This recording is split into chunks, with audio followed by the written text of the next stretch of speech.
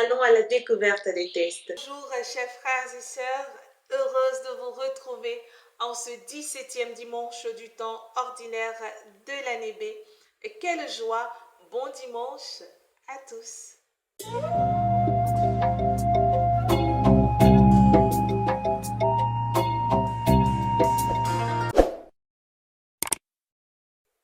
Alors les tests de ce 17e dimanche nous interpellent tous et nous font prendre conscience d'une attitude que nous avons, la peur du manque. Oui, nous avons tous peur de manquer de quelque chose, nous avons peur du lendemain, ce qui crée des inquiétudes, des incertitudes multiples. La première lecture, extraite du 2e livre des rois, on nous dit qu'un homme va prendre sur sa récolte 20 pains d'orge ainsi qu'un peu de grains frais qu'il va apporter au prophète Élisée. Arrivé, le prophète va lui demander de donner cela à toutes ces personnes assemblées. Et on nous dit qu'il y avait 100 personnes. Alors cet homme a peur. Est-ce que ce que j'apporte peut nourrir ce nombre? Et le prophète lui dit que, ainsi parle le Seigneur, on en mangera et il en restera. Et lorsqu'il a donné, ils ont mangé et on nous dit il en resta. Avec le peu que nous avons, Dieu s'en sert et faire des choses merveilleuses, extraordinaires. Le plus important, c'est de collaborer. Le plus important, c'est de donner. Cet homme, il a donné et Dieu a fait, au-delà de ses attentes, Dieu a pu nourrir ces 100 personnes. Et là, on avait 100 personnes.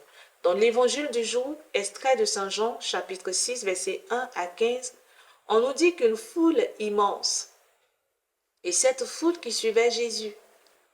Alors Jésus va faire quelque chose. On va aller encore, on va descendre dans le texte, frères et sœurs. Jésus va demander à ses disciples. Et on nous dit, il sait très bien ce qu'il va faire, mais il va les mettre à l'épreuve. Et souvent, Dieu nous met à l'épreuve. Ou pourrions-nous acheter de la nourriture pour nourrir toutes ces personnes rassemblées? Qu'est-ce que Philippe va dire? Philippe va dire qu'on ne peut pas. Même le salaire de combien de jours ne peut pas nourrir ces personnes rassemblées. Frères et sœurs, rappelons-nous de ce jour où Dieu nous a mis à l'épreuve. Il nous restait une seule pièce, ou même un peu de grain de riz. Et Dieu nous a demandé de partager avec une personne proche, ou une personne qui nous a appelés. Quelle a été notre attitude? Nous avons eu l'attitude de Philippe. Et si je prends, est-ce que je pourrai nourrir mes enfants? Si nous prenons ce que nous avons, comment est-ce qu'on va vivre? Toute cette souffrance, tous nos efforts, tout ce qu'on a eu à amasser, on ne pourra même pas en vivre. Tout va partir en fait. Et on ne peut pas. Nous limitons l'agir de Dieu dans notre vie à chaque fois que nous agissons ainsi. André va dire qu'il y a un jeune homme ici qui a 5 pains d'orge et 2 poissons. Dans la première lecture, il y avait 20 pains d'orge. Ici, 5 pains seulement et 2 poissons. Alors Jésus va se servir de ce peu. Venons de ce jeune homme. Sûrement qu'il était là avec sa famille. Et il se disait, c'est juste pour ma famille. Nous allons manger et sûrement après l'assemblée, on va rentrer chez nous.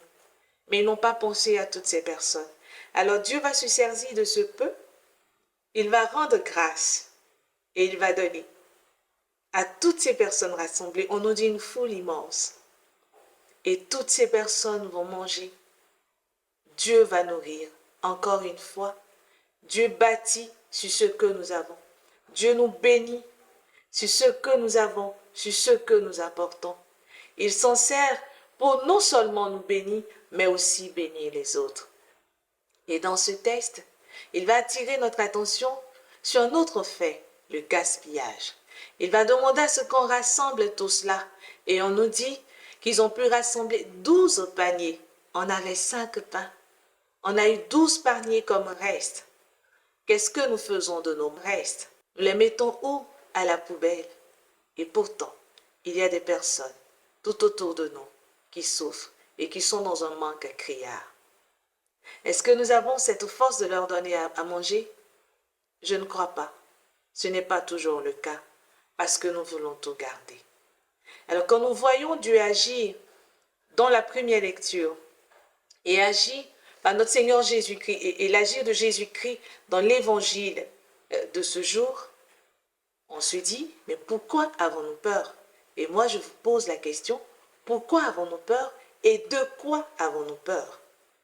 Frères et sœurs, cette peur de manquer nous emmène à faire des choses qui sont contraires à ce que Dieu nous demande. Cette peur de ne plus être cité nommément dans la communauté, dans la paroisse, nous fait parfois descendre plus bas que terre, aller nous mettre dans des choses bizarres pour qu'on puisse toujours paraître. Cette peur aussi de ne rien avoir à manger, de ne rien avoir, fait que nous sommes diminués, nous nous diminuons nous-mêmes. Nous perdons parfois notre dignité d'être humain. Nous nous disons que nous ne pouvons pas participer à la vie joyeuse de la communauté parce que nous n'avons rien. Souvenons-nous, Dieu se saisit du peu que nous avons. Pourquoi avons-nous peur quand nous voyons un peu partout la promotion de ceux qui en ont et l'isolement de ceux qui n'en ont pas? Effectivement, ça fait peur. Oui, partout on chante ceux qui ont l'habitude de donner ou ceux qui continuent de donner à la communauté. Des fois même, on se sert de cela pour injurier les autres. Alors, celui qui a un peu ne peut plus donner parce que cette personne se dit, à quoi cela va servir? Ça ne servira à rien. Je préfère regarder toutes ces personnes qui ont des milliards, qui ont des millions donnés. Où est-ce qu'elles prennent tous ces milliards? Où est-ce qu'elles prennent tous ces dons? Mais moi, je peux offrir. C'est à chacun de nous dire aujourd'hui, j'ai quelque chose à offrir à Dieu. J'ai mon intégrité à offrir à Dieu. J'ai mon honnêteté à offrir à Dieu. J'ai ma vérité à offrir à Dieu. J'ai ma justice à offrir. J'ai ma paix à offrir. Il y a des choses qu'on ne peut pas monnayer. Et Dieu se servira de ces choses pour bénir un grand nombre. Il n'attend que nous. Et pour le faire, Saint Paul apôtre nous invite à nous supporter les uns les autres, à nous écouter, à garder le lien de l'unité. Dieu agit dans ce lien-là, parce qu'il est le seul Dieu et Père de tous, et qui agit en tous, par tous et pour tous. Parce que lorsqu'il ouvre ses mains, nous sommes rassasiés, nous courons, et cette course nous fait perdre l'essentiel. Cette course nous fait perdre la confiance en Dieu et la confiance en nous-mêmes. Cette course nous entraîne parfois à faire tout, sauf ce qui est agréable, ce qui est bien à faire. Nous voyons aujourd'hui tous ces jeunes qui sacrifient même leur vie pour paraître, même leur vie pour avoir. Nous voyons ces parents qui sont prêts à faire tout et ce qu'il ne faudrait pas pour qu'on puisse encore les voir, pour que leurs enfants puissent se mesurer à d'autres. Nous le voyons. Laissons tout le monde apporter le peu qu'il a. C'est de notre peu que Dieu bâtit. C'est de notre peu que Dieu bénit. Nous voyons aussi dans nos groupes, mouvements, associations, nous voyons toutes ces personnes qui veulent toujours garder tout pour elles seules. Pourquoi? Parce que ce sont elles qu'on doit voir. Elles ont tout simplement peur que du jour au lendemain, on ne les cite plus. Nous avons tous peur. Et aujourd'hui, il nous interpelle.